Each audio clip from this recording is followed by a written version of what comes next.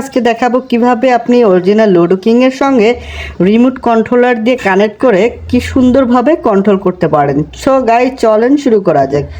আমি গেমসের ভিতরে ঢুকলাম, তো দেখতে পাচ্ছেন গেমসের ভিতরে প্রবেশ করতেছি। প্রবেশ করার সঙ্গে সঙ্গে আপনার এইরকম একটি সিস্টেম আসবে। সিস্টেম আসার পর আপনি প্লেয়ার সিলেক্ট করবেন। প্লেয়ার সিলেক্ট করে ক্লাসিক আপনি 2 4 3 5 যেটাই দেন সেটাই দিতে পারবেন।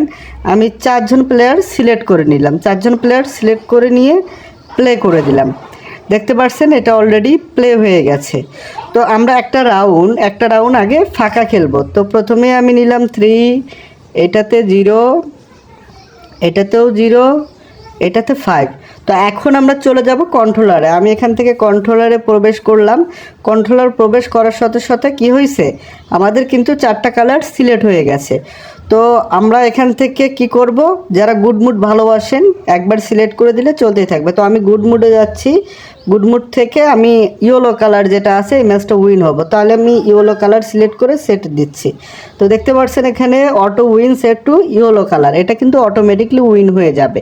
তো আপনি চাইলে এখান থেকে কিন্তু আবার কন্ট্রোলও করতে পারবেন, যেটা প্রয়োজন ডাইস সেটাই নিতে পারবেন। তো আমি এখান থেকে 6-এ প্রেস করে দিলাম।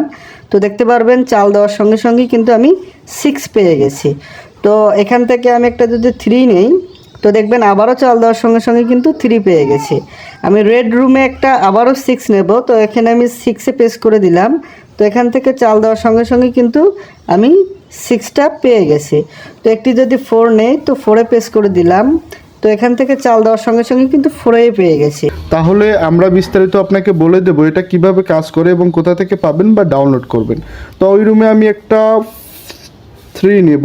তো আমি 3-তে প্রেস করে দিলাম। তো এখান থেকে দেখবেন চাল দেওয়ার সঙ্গে সঙ্গে 3। তো আবারও একটা 6 বের করব। তো দেখতে পাচ্ছেন চাল দেওয়ার সঙ্গে সঙ্গে কিন্তু 6 বের হয়ে গেছে। আবারও একটা 6 নেব। তো দেখতে পাচ্ছেন চাল দেওয়ার সঙ্গে সঙ্গে 6 বের হয়ে গেছে। এখান থেকে আমি একটা 5 নেব। তো এখান থেকে চাল দেওয়ার সঙ্গে সঙ্গে 5 উঠে গেছে।